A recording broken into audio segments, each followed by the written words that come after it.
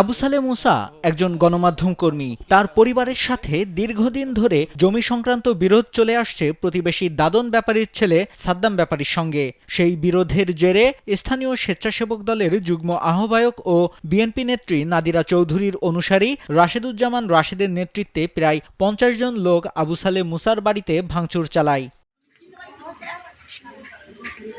এ সময় ঘরের সকল আসবাবপত্র বাইরে ফেলে দেয় দুর্বৃত্তরা।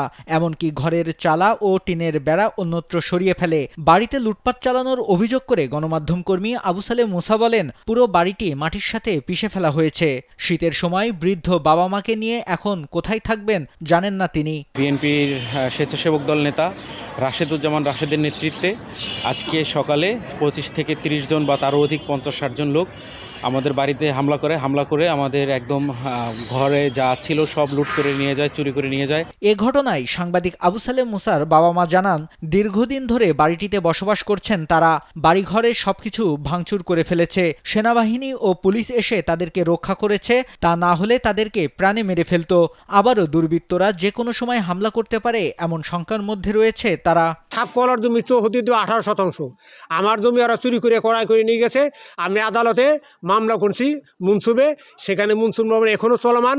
সেই মামলা ওরা অমান্য করে এখানে পিছনে ওয়াল ভাঙছিল, ওয়াল উচ্ছেদ করে সেই মামলার আমি রায় পেয়েছি। আজকে আমার বাড়িতে কেউ নাই, ওরা সেনাবাহিনী গ্রুপ যখন আসে তখন তারা এখান থেকে পালাই চলে গেছে।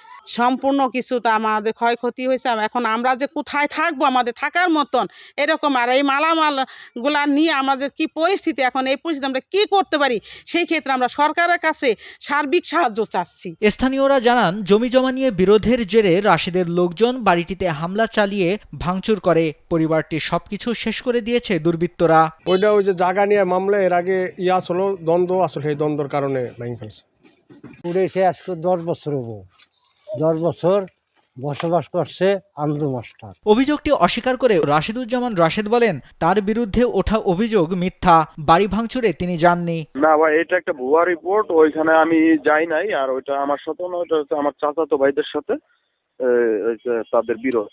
এই ঘটনা আগে আমি শুনছিলাম একবার, বাট এই আজকে কি হয়েছে এই বিষয়ে আমি কিছু জানি না। আমি একটু দূরে আসছি, একটা বিয়ের অনুষ্ঠানে আসছি। ২৭ জানুয়ারি সকালে মাদারীপুরের শিবচরে চাঞ্চল্যকর ঘটনাটি ঘটে।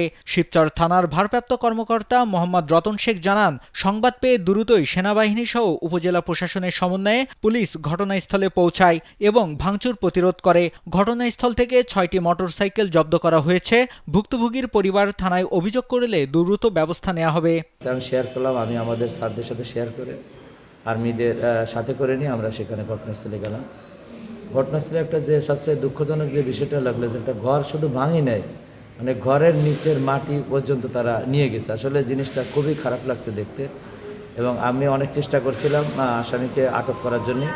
আসামিরা যেহেতু তাৎক্ষণিকভাবে আমাদের এবং আর্মিদের গাড়ি থেকে তারা পালিয়ে যায়, তবে তাদের রেখে যাওয়া 6টি মোটরসাইকেল আমি উদ্ধার করি এবং এগুলো আমি নিজে হেফাজতে নিয়ে আমি থানায় নিয়ে আসি। এবং আমি বাদীকে বলবো যে বাদী যদি এই বিষয়ে যদি আমাদের কাছে অভিযোগ যায়, আমরা তাৎক্ষণিকভাবে আইনের সর্বোচ্চ আইন প্রয়োগ করব।